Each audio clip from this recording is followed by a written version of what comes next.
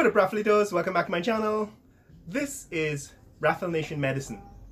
Now, I've started this channel, Raphael Nation Medicine, way back about 5 years ago when I thought I would create a channel for my company, Medical Biosciences. But now I've evolved it to a bigger vision. So I have a PhD in medicine. I have a PhD in physiology and biophysics from the School of Medicine. And what's different about having a PhD in medicine, say, from being a physician, is that we go much deeper and much wider, broader into all of the issues and the illnesses and the diseases in medicine in order to find a cure. And so we do basic science research, we do preclinical or animal research, and we do clinical research. So I made a video at the beginning of my entrance to vlogging on YouTube, where I described my journey from physics to medicine. You can go take a look at that video. In fact, I made 3 of them. I'm going to concatenate them and put them as the channel video for Raphael Nation Medicine. But the reason why I need a separate channel for healthcare and for medicine is so that I can explore in detail and in depth the state of medicine, the state of healthcare, the state of clinical practice in Guyana and around the world. What is the global state of health? Let's say you got ill. What procedures would you need to be able to get treatment and a cure? So I'm going to set up a series of videos where I describe the healthcare system, how it works, the structure of the healthcare system, how a hospital is structured, how a hospital is set up, and who are the various people and departments and clinical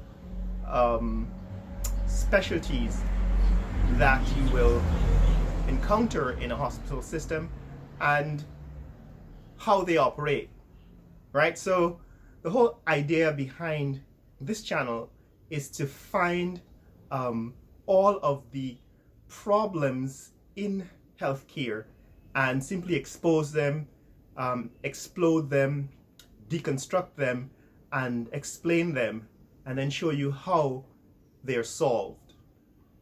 So that is why there's a special and separate channel for Raphael Nation Medicine. Now, when I started my journey in medicine and healthcare, I never really wanted to practice medicine. I wanted to be able to do research, detailed research.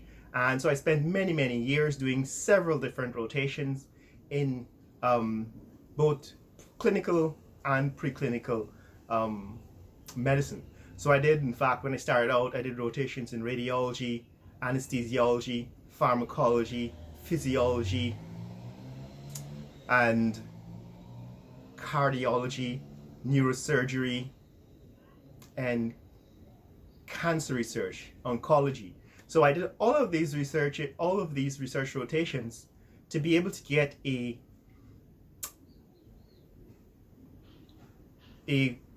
feel, right, a accurate understanding of all the various aspects of medicine. And then when I did my thesis research, I actually went in depth at DNA and cancer, how DNA damage, for example, causes cancer, and how the reoccurrence of DNA of cancer comes from DNA damage that occurs during the treatment process. All right, so I've always had a very deep academic interest in medicine and the way our programs work, right? The way our training in medical research works is that you do the first 2 years of academic medicine, and then you do about 5 years of research. So instead of going off like the physicians to do clinical rotations in the 3rd year and specializations in the final year for getting matched for residency, we simply go in depth in research. We go long and deep into a number of topics, number of integrated topics, research topics, and then we write a thesis. So that is my background. So when I came to Guyana, I actually started teaching in healthcare, health science faculty. I taught medical imaging. In fact, my goal was to establish a program in diagnostic imaging. However, it didn't work out because there was nobody there who wanted to do training in medical imaging and medical research imaging the way I was trained to do it. See, the way I learned medical imaging is hands-on with the medical equipment. So in fact, we were allowed to have the keys to the radiology department after the day closes at the end of the day, and we were allowed to go into the radiology department and use the MRI machines and to use the other various diagnostic equipment to practice, to do a research, you know, from 6 p.m. to say 6 a.m. because during that time all of the equipment was not being used for clinical practice. And so I came to Guyana hoping to implement that kind of hands-on training for medical students or for diagnostic imaging students. But the powers that be did not see the vision that I have, and therefore did not allow me to implement that vision, did not allow the funds for the program, which were coming in, say, from students' fees, to be used for this, for the program itself, to buy equipment for the students, for example, to ensure that they got hands-on medical imaging experience. And that's why I actually left the program to start my own university. I started Georgetown Biomedical University, Medical Biosciences, which is a bioinformatics company, and Lisa Pharmaceutical, or Lisa Pharma, which is kind of a pharmaceutical company. So I'm going to go into detail and in depth in these companies and these ventures and all of the aspects of medicine and healthcare in the vision or from the point of view that I view them in this channel. Now there are 3 other things I'd like to accomplish in this channel. One of them is I'd like to analyze the healthcare system in Guyana and let people understand how it works.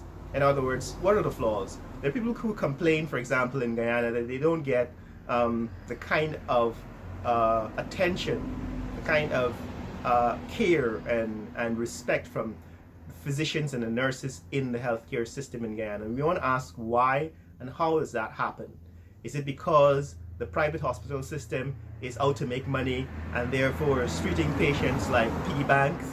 Is it because the public healthcare system, the doctors and the nurses are not properly paid and therefore they treat the patients as if they don't really care because they don't get paid by the institutions for their labor? We're going to examine and explore all of those issues. Why is it, for example, that when the politicians get ill, they never go to the Georgetown Hospital or to the local hospitals, private hospitals? They end up going to Trinidad or New York or Cuba for their health care and neglecting the healthcare system in Guyana. Why is it that you have all of these? You have dozens of new hospitals being built around the country, but very little attention being paid to the staffing, the training, the quality of the practice that will be done in these buildings, right? It seems as if the interpretation of hospitals is all about buildings and structures, when in fact hospital is about healthcare. It's about caring for people and for patients. So we're going to examine those issues. The second issue we want to examine is treatment itself. You know, how do you get treatment for or diagnostic care for things like cancer, heart disease, and Alzheimer's disease in Guyana? What is the state of care? Should you come to Guyana to get care for these illnesses? How far away from the norm is our care, even dental care, right? How far away from the norm is it from what you would get, say, in the NHS system in the UK or the private hospital system in New York, right? We want to analyze all of that. And then thirdly, we want to take a look at the state of the art at the front end of research, at the cutting edge of research. Now I'm going to analyze for you what is the state of the art in, say, regenerative medicine. What is the state of the art in longevity, right, research? What is the state of the art in cancer research?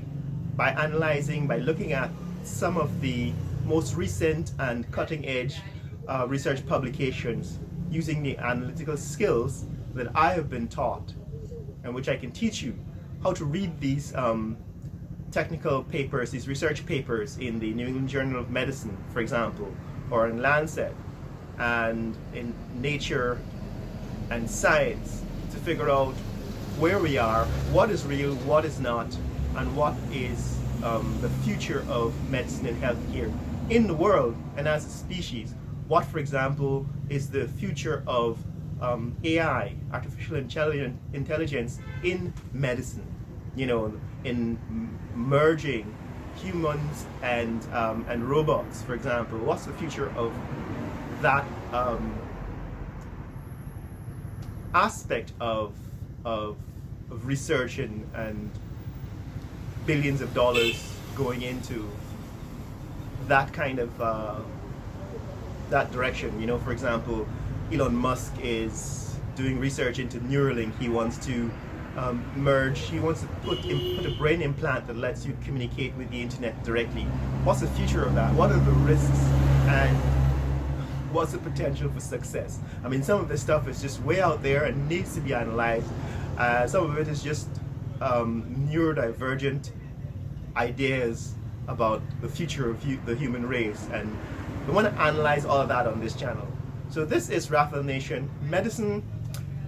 The channel is already up and running. I actually started by uploading some of the research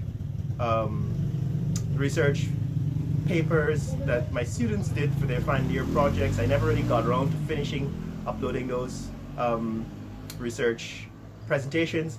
I will eventually get around to doing that.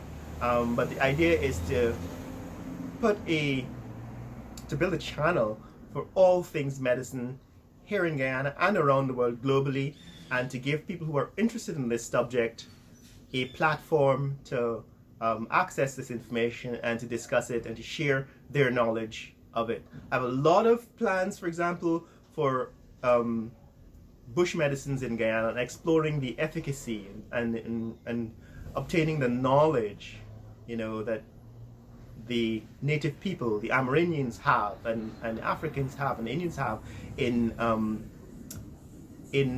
the use of bush medicines, and finding a way to integrate them into Western medical practice, because the pharmaceutical companies are already down in our interior, in our jungle, collecting this information, collecting samples and turning them into pharmaceuticals, which will of course be so high priced that we wouldn't be able to afford it. But what if we could do that with our own knowledge, with our own bush medicines, and bypassing all of the Pfizers and the GlaxoSmithKlines and the Sanofi, Juventus, all these major pharmaceutical companies? What if we could do that here in Guyana with our own products, producing our own products, using our own intellectual property? That's what's behind this channel, guys. Now, go sign up. This is the first video for the new channel that is, you know, created specifically for that channel. But if you want to see more videos on healthcare and medicine from the Raphael Nation brand, then you need to subscribe to Raphael Nation Medicine. Share this video with friends and family around the world. let people know what's happening in healthcare and medicine here in Guyana and around the world. Later!